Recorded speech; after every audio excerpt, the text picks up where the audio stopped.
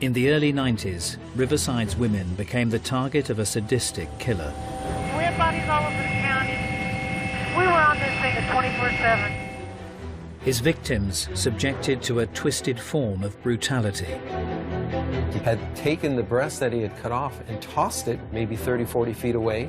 As his confidence grew, he wanted to be in power. He wanted to be in authority. He wanted to be in control. The body count rose. We had to catch him. He wasn't going to stop. Once you get the taste of blood like that and you're a serial murderer, you're going to continue doing it. But what was the root of his inner fury?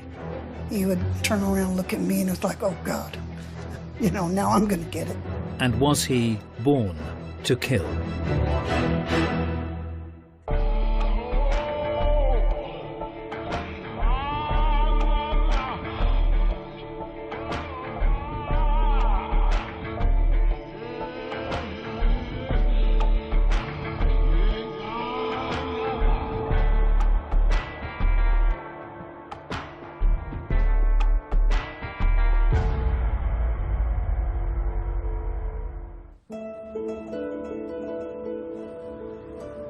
Riverside City in Southern California, a community originally built on the rich pickings of a booming citrus industry. By the 1990s, the farming fortunes had faded away, but a shift to light industry had revitalized the local economy, ensuring the sun-drenched community was still firmly on the map.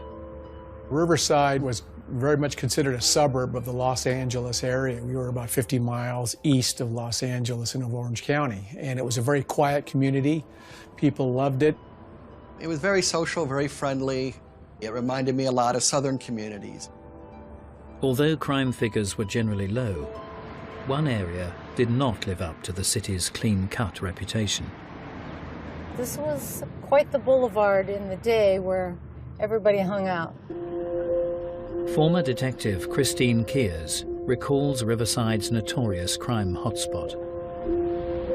University Avenue was, I would say, a cluttered street, disheveled, drug dealers, gang members, prostitutes.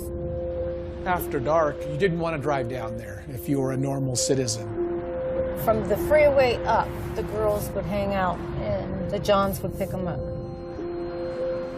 They were drug users, they had families to support, so they would go out and work the streets, getting money, turning tricks, getting their heroin, and taking care of their families. Although Detective Kears was used to the daily challenges thrown up by the streets, a call to a factory complex in December 1991 would reveal a crime of an altogether different nature. The middle section of this trash bin holder was open.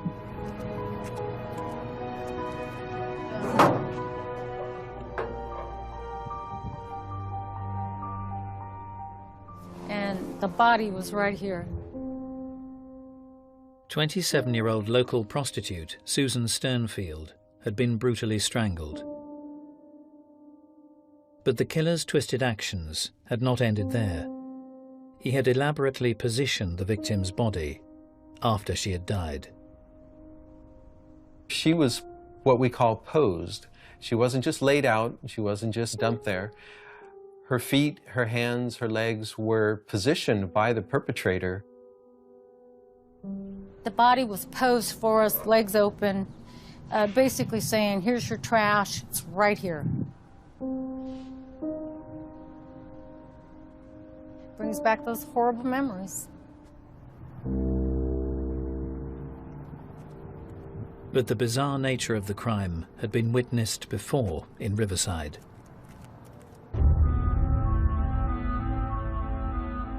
There was a worker at another industrial complex who was cleaning, and he went to the dumpster and found a body lying inside.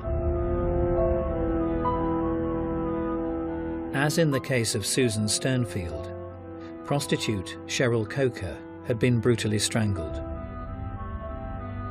The killer had also spent time displaying the victim's body after her death. She was basically laid there, her legs were spread apart. Rarely does the killer position the body or take the clothes off the body. It was a very purposeful, specific killing. When a killer poses victims, it's a kind of in-your-face statement to whoever finds them. So it adds one more layer to their feeling of power. Detectives were also shocked to discover that the victim's body had been grotesquely mutilated. On Cheryl, there was a severed breast. We found it up the hill where he would have thrown it. It was probably at least around 50 to 70 feet from the body, so it was a purposeful heave. That he obviously did not like prostitutes or did not like ladies of this nature because of the violence that had taken place with her.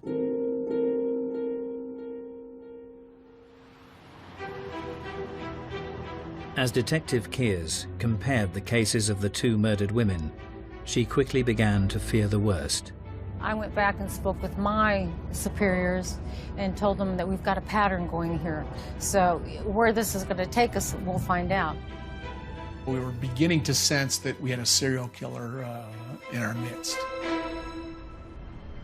The Riverside community would remain unaware of the danger lurking amongst them.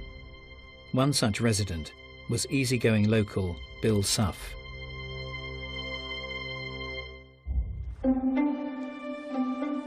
"23 years previously, he had been fresh out of high school in nearby Lake Elsinore. As an awkward teenager, he had never managed to land a long-term girlfriend, but one local girl had caught his eye. I was about 15, and it was at a football game in California. I saw him, and he seemed like a pretty nice guy. He was good looking, and he had a nice smile. He was kind of shy. I gave him my phone number. I said, give me a call. And I really did not expect to hear from him again. Although Bill relocated to Texas for basic military training, he exchanged a number of letters with Terrell. However, some weeks later, a phone call from the new recruit would be met by some shocking news. I did tell him that I wasn't going to be able to see him anymore because I had, been raped and I got pregnant. And he said, no, let's get married. I'll take care of your child. And so December 13th, 1969, we were married. The newly wedded serviceman was away in Texas when Terrell's daughter was born. He came back and told me that we couldn't take the baby back with us to Texas because he had told his superiors that the baby died. And that kind of threw me. Bill would arrange for his mother and stepfather to adopt Terrell's newly born baby. Several years earlier, Suff's own childhood in a single-parent family had fallen somewhat short of the all-American dream. Bill Suff grew up with a very dominant, cold, non-loving mother. He was always trying to acquire his mother's approval, and she denied it to him at every turn. His father left when they were young, so conversations about the past, I think he was trying to avoid them. As the eldest of 5 siblings, Suff would take on a leading role in the household. Bill's place in the family was really the substitute patriarch. The other kids got into trouble ranging from killing animals to starting fires, and Bill was always the hero who got them out of trouble. The fact that Suff had to take over a lot of responsibilities when his father left would have affected him in some ways, but I think because of this, he probably found a way of controlling others and controlling his environment. But despite being a dominant force at home, Suff wouldn't stand out at school. He was involved in the high school marching band. He didn't have any disciplinary issues or problems. His grades were pretty average, nothing unusual. But the reserved teenager was evidently not happy with his lot. He was trying to get attention from his different classmates. You know, he was like a non-entity. Most of his friends and acquaintances didn't think of him as certainly the big man on campus. He was desperate for approval and recognition, and he wasn't receiving it from anybody. And it just infuriated him. It created this powerful rage in him to prove his worth, his value, and his power, basically. As Suff continued his studies, no one could have ever imagined the extent to which he would go to make his mark in Riverside County.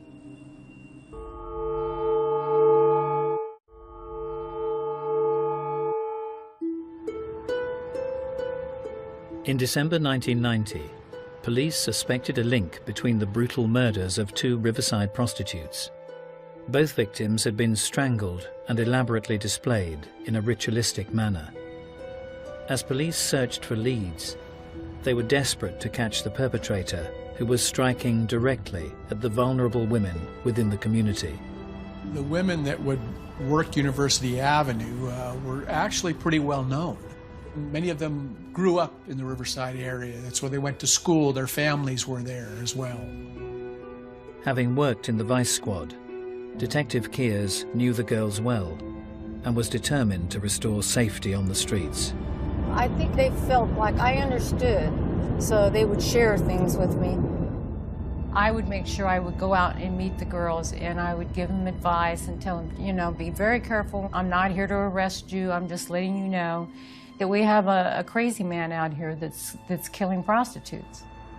Many were left with little choice but to continue working the streets. 10 months earlier, one such woman in nearby Lake Elsinore had been 35-year-old Carol Lynn Miller. My mom was this tiny little pretty thing, but she was like a force of nature. She was the sweet, loving mom, and she liked to write poems and draw and go to church. I have photographs that we would take during that time, and I could see it in my face. I could see it in my eyes and my smile, just how happy I was to be with my mother.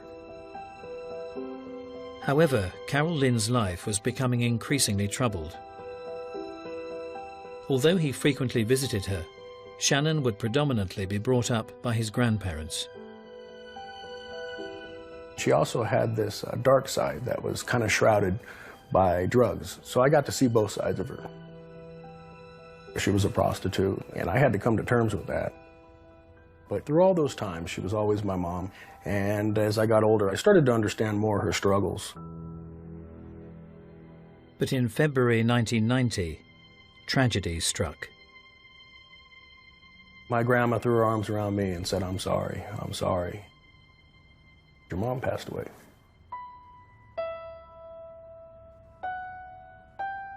Carol Lynn's body had been discovered in an isolated spot within a citrus grove.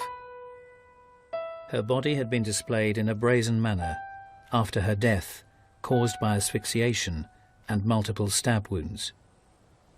She had a number of centered stab wounds to her chest. They weren't random, not slashing, just very deliberate. I got hit with a sledgehammer. That's what it felt like to me. My body swelled with emotion. I felt like the world was collapsing in around me. And I went out to my little trailer that I lived in behind Grandma's, and I just laid on the bed, collapsing. Although Carol Lynn's displayed body bore the marks of a brutal attack, an object discovered at the scene revealed a different side to her twisted killer. And there was a partially eaten grapefruit by the body.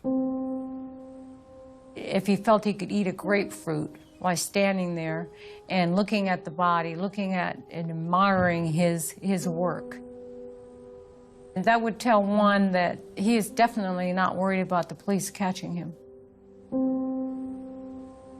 When an individual goes above and beyond what is necessary to kill the person, it tells you just how gratifying it is for him to expose himself to the risk of apprehension in order to carry out what he's doing.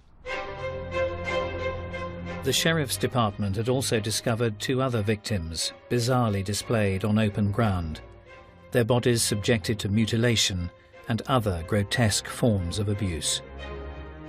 One victim was found with a light bulb that had been inserted up her vaginal area. We had items stuffed down people's throats and mouths after they were dead. When Detective Kears linked the method of murder with the cases in Riverside, there could be no doubt the sadistic crimes were the work of one man. The cause of death in these cases were strangulation. The pressure was so much, it would break the bone here. So it was quite violent. Strangulation for murder is very personal, puts the person very close to the victim and feeling the life force leaving. So that is often about domination and a feeling of power. Despite a lack of witnesses, the brazen killer had left tire marks and carpet fibers at many of the murder scenes, giving investigators an insight into his movements. And so they realized the perpetrator was going back and forth between the county sheriff's department area and the city in the same vehicles, and that they needed to combine resources to finding this person and stopping him. As detectives created a joint task force, Riverside County Warehouse would be called upon to help with logistics. One of the regular stock clerks was local man 40-year-old Bill Suff. He would provide us with all the equipment, all the desks, all the chairs that we needed to create the task force site. As well as carrying out his duties, the diligent employee would also show an interest in the ongoing investigation. He had conversations with our investigators about the homicide victims. Matter of fact, a homicide victim was found one morning when two of the investigators were with Bill, and their pager went off, and Bill made the comment to them, "Oh, did you find another body?" 20 years earlier, Bill Suff had just relocated to Texas to pursue a life in the Air Force. However, his career as an aide in a military hospital hadn't been illustrious. His military career was essentially unremarkable, certainly not glorious. I do not know what kind of discharge he got. One day he's in, the next day he's not. And it would soon become apparent that the newly married Suffs were not headed for wedded bliss.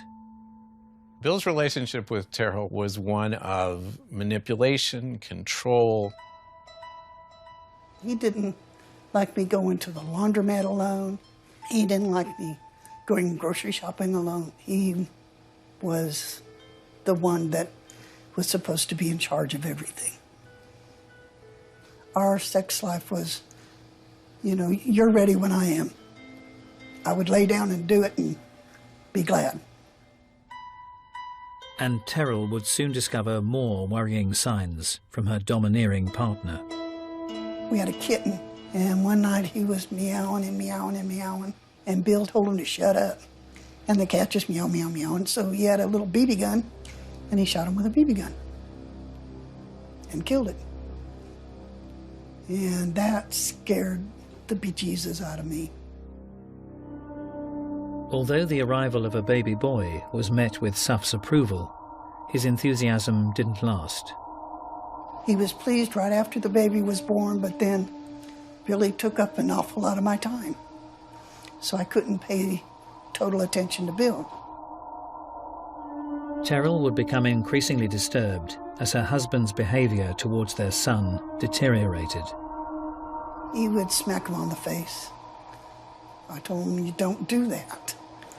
And he would kind of turn around, look at me, and it was like, oh God, you know, now I'm going to get it. He had no attachment or no bonding to anybody, including children. It meant nothing to him to beat a child. He doesn't see them as people. He sees them merely as objects, and very similar to the way he saw his wife. They belong to him. They're his possessions. Despite Suff's abusive behavior, the couple would have another child. With Terrell working to make ends meet, Suff would become the stay-at-home dad until tragedy struck in 1973. He called me and said something's wrong with the baby. So I said, I gotta go. When Terrell arrived back at her flat in Fort Worth, she headed straight for the couple's bedroom. DeJohnette was laying on the bed, and Bill was saying, there's something wrong, she's not breathing, there's something wrong. And I was like, did you call an ambulance? He says, no. When the emergency services finally arrived on the scene, it would prove too late for the baby girl. They pronounced DeJohnette dead. And then I found out that my baby had been so abused. The injuries that the doctors were able to diagnose on DeJohnette were extensive, and it indicated chronic physical abuse. Her liver had actually been ruptured by a fist blow to her stomach. He tried to give the impression that he was upset, but I never saw tears. A Texas court would sentence Bill Suff to 70 years in prison for the murder of his 2-month-old daughter.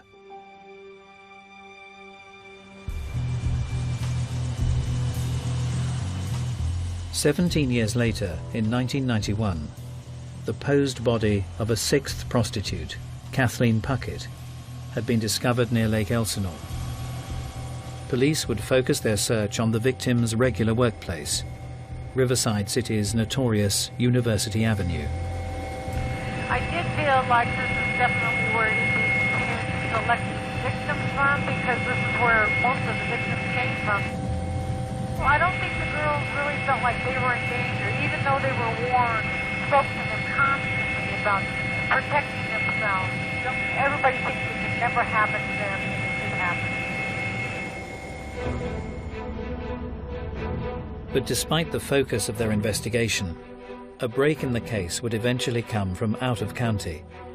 A tip-off in Wisconsin established a prime suspect for the twisted murders that had plagued Riverside for over a year. We thought that the suspect might be a truck driver because they fit a lot of the profile type of information. Going out there, we felt this is our guy. It was published in the newspaper that we were all back in the Midwest looking at a suspect in this case. But as investigators headed out of state, Detective Kears would be forced to return to the back alleys of Riverside City as yet another murder was unveiled. The body was located over here in the dirt outside the back door here. And there was no mistaking whose work it was. Riverside's serial killer had struck again. The body was laid out, nude, exposed. Her legs were spread out, and her arms were not just randomly dumped. To expose their genitalia and private areas would be disgusting for a woman to know that somebody has done that to her. The body would be identified as another prostitute, 24-year-old Cherie Pacer. Cherie Pacer was a deaf girl, young, sweet. This was a very sad situation. As the remainder of the task force returned from the false lead in Wisconsin, police felt there was little doubt that the killer was sending them a very personal message. He was mad. He was responding to the fact that this task force had gone off and diverted attention from whatever he was doing. I think he thought, oh, well, I'll show them. I'm right here still.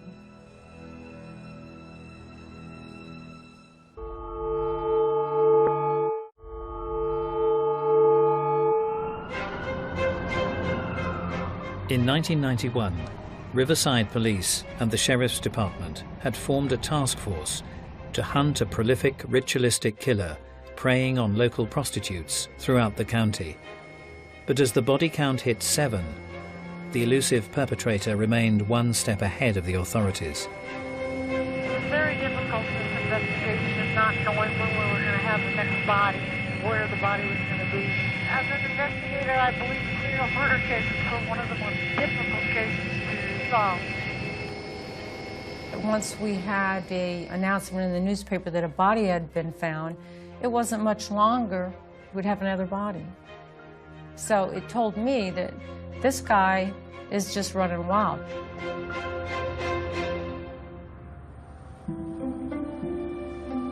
Seven years earlier, in 1984, local man Bill Suff had been paroled in Texas, having served just 10 years for the murder of his baby daughter.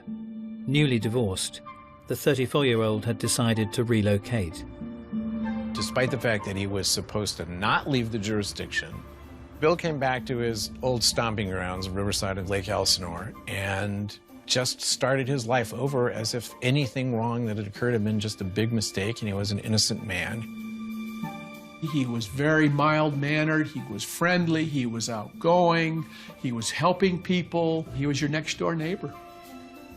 Bill Suff liked to be known as somebody who was standing up for truth, justice, and the American way. And he was going to be there to protect you, certainly to the extent of being someone who was out watching your back when you weren't watching it. Bill would hold down a variety of jobs in Riverside City and was always keen to get involved in the community. He won the chili cook-off at the county employees' picnic one year. And the county had a rideshare program, so employees would get together and environmentally do the right thing and commute to and from work together. He was the poster boy with his silver van. He was there smiling on the cover, and the headline said, "Take a ride with Bill." In 1990, 40-year-old Suff would marry an 18-year-old supermarket girl. His second wife would soon learn there was a very different side to the happy-go-lucky Bill Suff. He basically was like a boss to her. He just dominated her completely. She was just pushed around and scared off. He wanted you in a position where you would never dare investigate or ask a question or intrude on him in any way. Despite his prior conviction for the murder of his child during his first marriage, Bill would father another baby girl. The problem with adding a child to any Bill Suff relationship is that he's the narcissist, he's the egoist. It's all about him, and it ceases to be when you have a child to take care of. Increasingly absent from home, Suff would focus his attentions on an issue that he insisted was plaguing the area. He would go around telling people that there was a problem with the prostitutes and they needed to clean up the area and get rid of the prostitutes. He would just make raving comments about the prostitutes being a plague upon the city because they're dirty, they carry disease, they discourage other business. But despite his campaign to have the working girls removed from the streets, Suff was leading a double life that was at odds with his impassioned rhetoric. In fact, he was partaking of the prostitute services. He was very much two personas in the same body. And all the time, Bill Suff's secret life would remain hidden. It's not like he came home with a load of excuses as to why he was gone for hours and hours. He would just simply come home at whatever weird hour it was and go, "Hey, honey, I'm home." I don't think he wanted to tell anybody about anything of what he was doing or what he was thinking. He had no attachment to adults, to women, to children, to animals, to anything.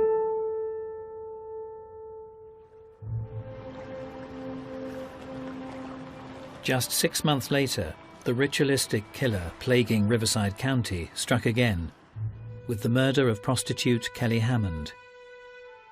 But this time the elusive perpetrator had slipped up.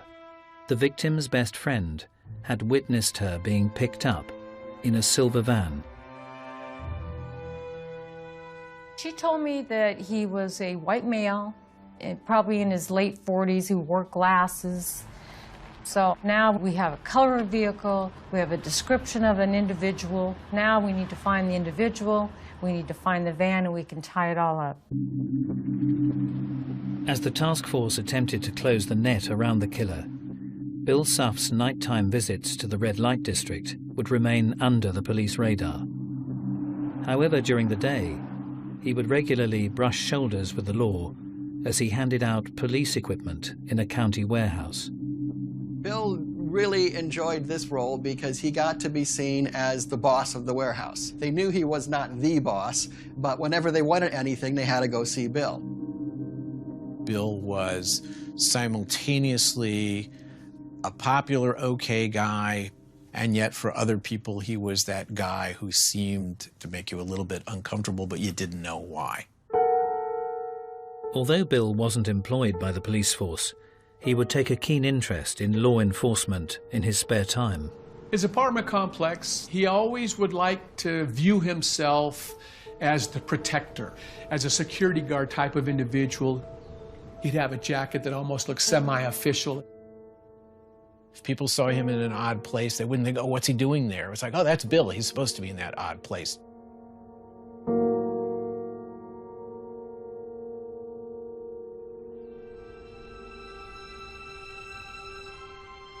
As Suff continued to patrol his neighborhood, Riverside police were desperately chasing up leads following a detailed description of the suspected serial killer. However, Detective Kears was about to experience another unexpected turn to the horrific case. I made a comment that this particular individual had a specific desire for white women. The chief at that point made a statement indicating that our suspect didn't like African-American females, he liked white girls. And it was after that that we found the body of McDonald.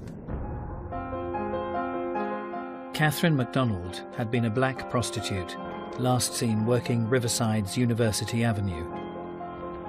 The publication in the paper, I think, drove our suspect to say, I can get an African American, I don't need to just get whites, I'll show you. Part of that is disdain. They think they're superior to the investigators, but also it's a feeling of, I'm the one in charge, I'm the dominant person here, I'll make decisions about what I do or don't do. Worryingly, the killer's change of MO appeared to be partnered by an increased level of violence. Her breast was removed, which was one of his traits, but she also had additional stab marks. The wounds on her were so severe and so violent that she was almost decapitated. And the killer's heinous crimes were becoming more frequent. Because of the manner in which these homicides were occurring now at an exponential rate, we became more concerned. Once you get the taste of blood like that and you're a serial murderer, you're going to continue doing it.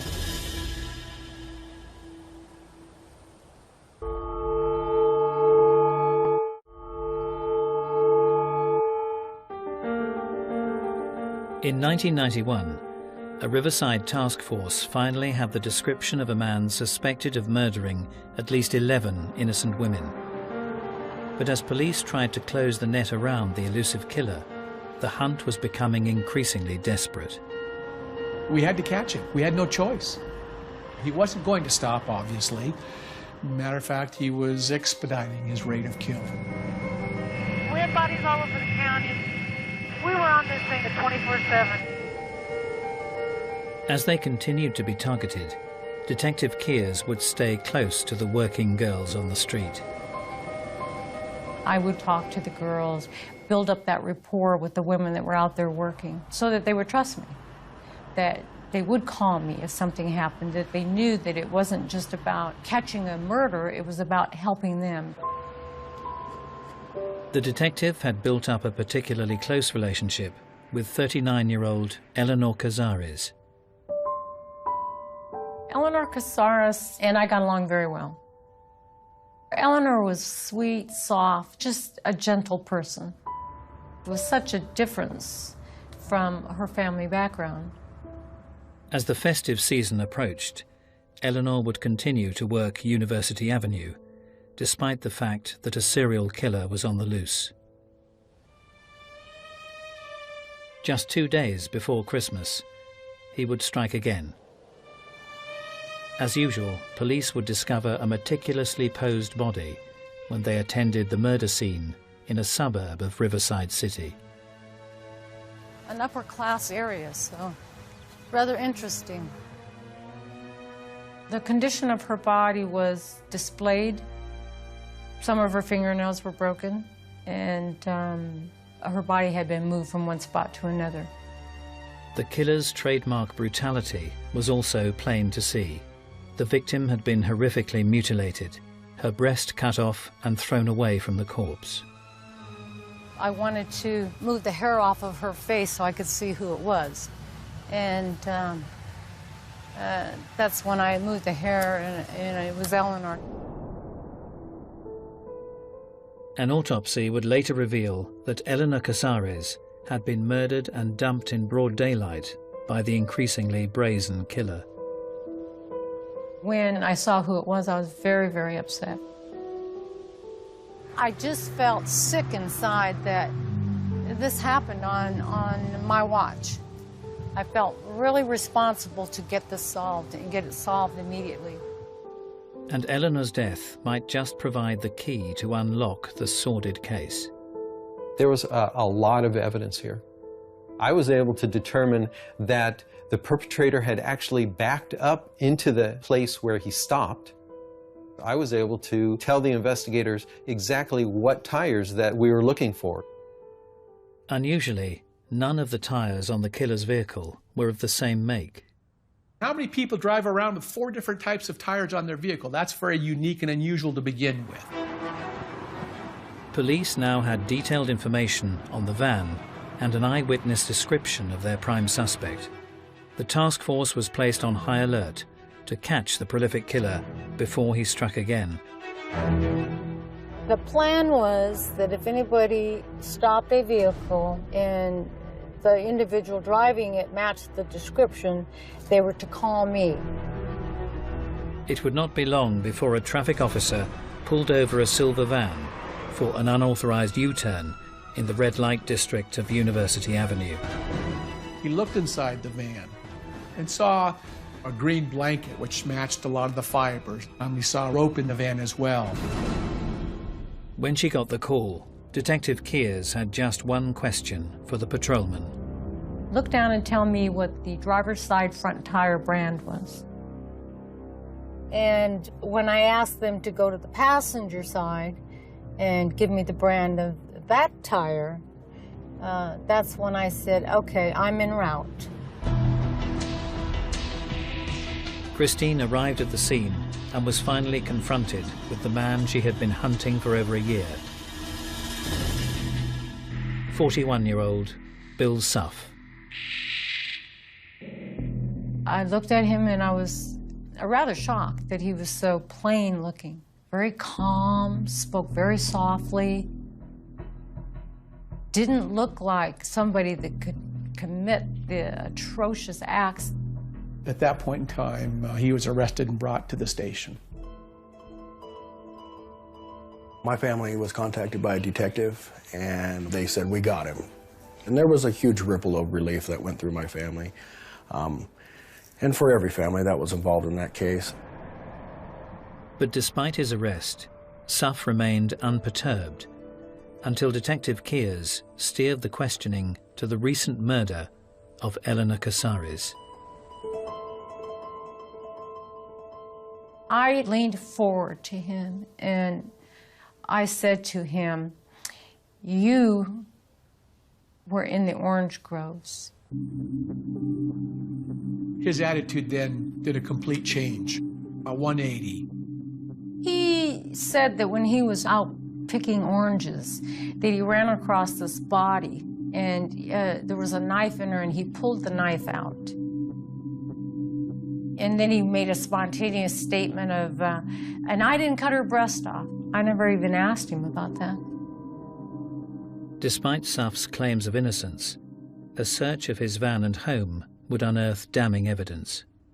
We found what we characterized as trophies or souvenirs, personal items belonging to the victims. Matter of fact, some of the victims had jewelry that he had taken off the victims' bodies and given to his girlfriend. 3 years later, in 1995, Paul Zellerbach would lead the case against Bill Suff. Well, I had charged him with committing 13 murders of the prostitutes. We believe he probably murdered 20 to 25 victims. The victims' families would play a significant role in the ongoing trial. And the mothers and the sisters and the children got to testify during the penalty phase. I took pride in demonstrating to the jury that these weren't just prostitutes. Despite an overwhelming case against him, Suff would continue to plead his innocence. Prosecutor Zellerbach and the news media have all painted a grotesque picture of me as a cold-blooded, heartless monster. They couldn't have been more wrong about me. I am a caring, loving, and helpful person. Ask anyone who is close to me. In August 1995, Bill Suff was found guilty of 12 murders. The jury returned a death verdict, and ultimately he was sentenced to death 12 times. Although the brutal killer was safely off the streets, many were left wondering why he had waged his vengeful campaign against Riverside's working women. He was bitter, very bitter, and a lot of that was towards women. I had a domineering mother. Your wife leaves you in prison, divorces you. Women are always doing something wrong to you. In his mind, the prostitutes would represent just the lowest of all possible females. At the same time, because he can pay them and tell them what to do, they're also objects to be controlled. But were Bill Suff's brutal actions the inevitable result of the troubled path he trod? Or was he born to kill?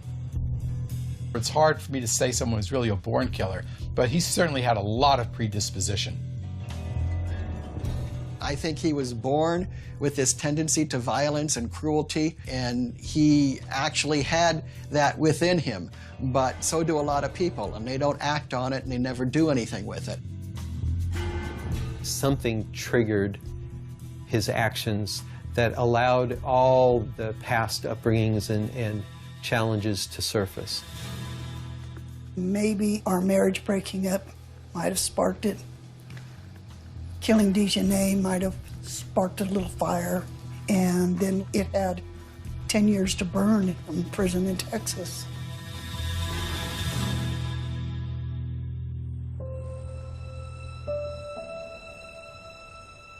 For many, the memory of Suff's murderous campaign has finally faded.